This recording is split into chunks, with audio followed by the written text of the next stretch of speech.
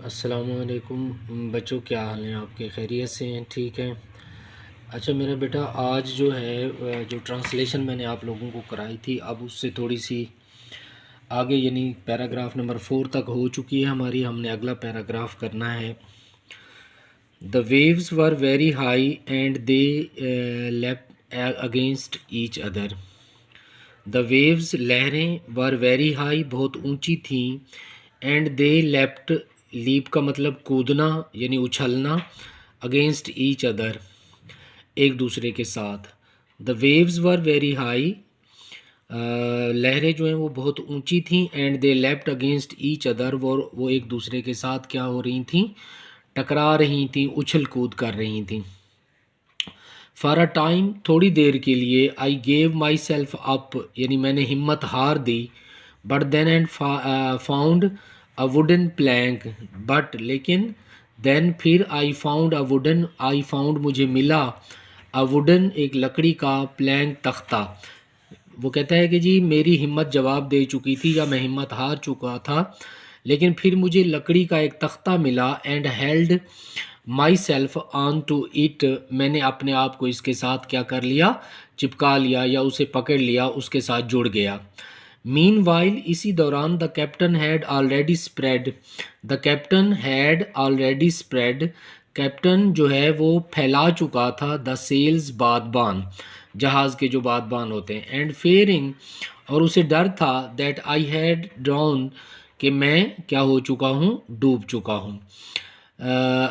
Mean while the captain had already spread the sails, कप्तान जो है वो क्या कर चुका था? जहाज़ के बादबान खोल चुका था, फैला चुका था। And fearing that I had drowned, और उसे डर था कि मैं क्या हो चुका हूँ? डूब चुका हूँ। Put the ship out in the sea, उसने जहाज़ को समुंदर के अंदर डाला। इन वेन, बिलासु, बेफ़ायदा, ठीक है, यानी जिसका कोई फ़ायदा ना हो। अच्छा जी, आई, या बेसूद जिसे कहते हैं। I called on captain again and again, मैंने कैप्टन को बार बार बुलाया, पुकारा। But the noise of the my thundering wave, but the noise of the thundering waves, thundering कड़कती हुई, कड़कदार, लेकिन कड़कती हुई लहरों की आवाज़ ने, made it impossible, made it, इसे बना दिया, इम्पॉसिबल, नामुमकिन, फॉर हिम, उसके लिए, टू हेयर, सुनना, और सी मी, और मुझे देखना। लेकिन लहरों की कड़कती आवाज़ ने उसके लिए मुझे देखना या सुनना नामुमकिन बना दिया। आई लॉस्ट होप, मेरी उम्मीद खो चुकी थी, यानी मैंने उम्मीद खो दी। As I watch the ship, जो ही मैंने जहाज़ को देखा, अनफल, अनफल का मतलब होता है क्या करना? बादबान को फेरना, सेल्स, बादबान, अनफल, फेरना, यानी जो ही उसने अपने बादबानों को फेरा। आपको पता है कि जहाज़ या कश्ती के बादबान उस वक्त फेरे जाते हैं जब उनकी डायरेक्शन मोड़नी हो। तो यानी जब मैंने देखा कि जहाज़ अपने बादबान जो है वो फेर रहा है, तो मैंने उम्मीद खो दी। एंड हरी अवे, और वो तेज़ी से आगे जा रहा था।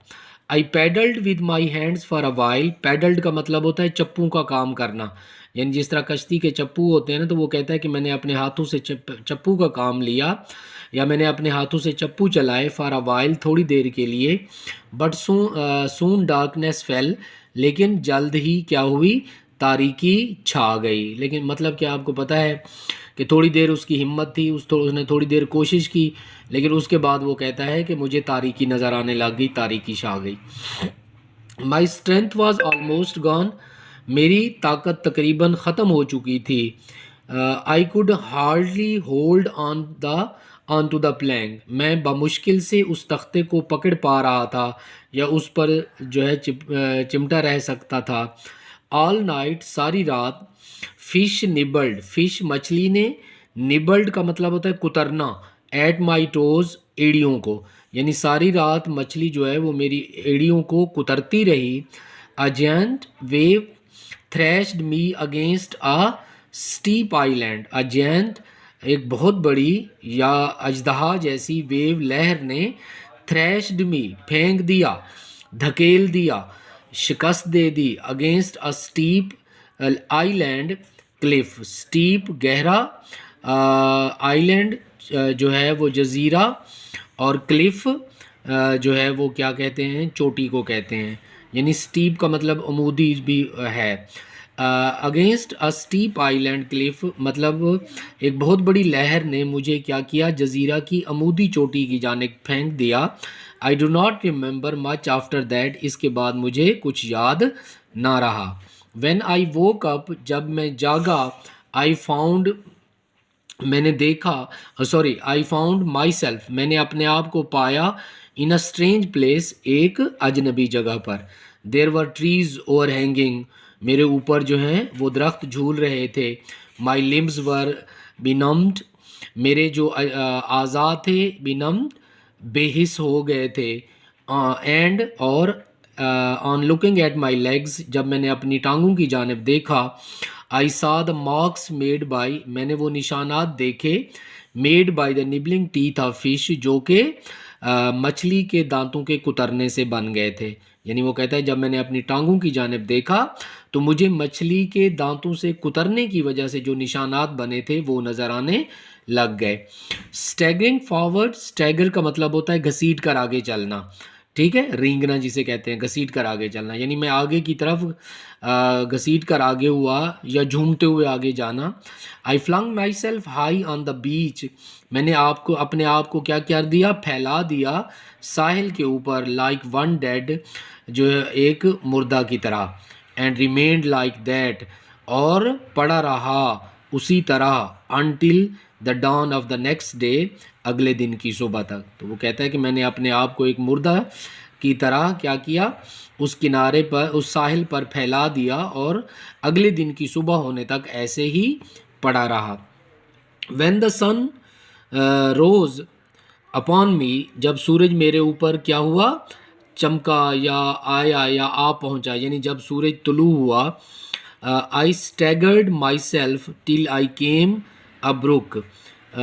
अच्छा जी, वो कहता है कि जी आई स्टैगर्ड माई सेल्फ, मैंने अपने आप को उसी तरह घसीटा, यानी मैं रेंगते हुए आगे चलता रहा, टिल जब तक के, आई केम टू अ ब्रुक, मैं एक चश्मे पर पहुंचा, ऑफ विच आई ड्रिंक, यानी जिसका पानी मैंने पिया।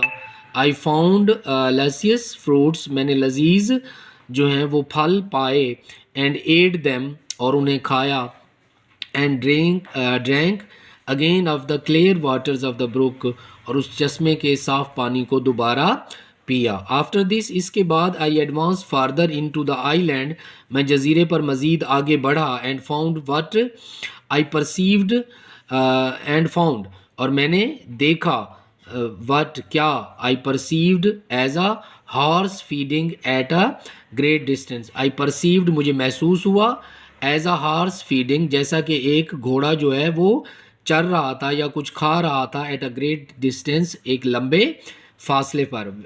आई वेंट टूवर्ड्स हिम, मैं उसकी जाने बढ़ा, बिटवीन होप एंड फेयर, उम्मीद और डर से। I heard the voice of a man, मैंने एक आदमी की आवाज़ सुनी, फ्रॉम अंडरग्राउंड, नीचे से या ज़मीन से।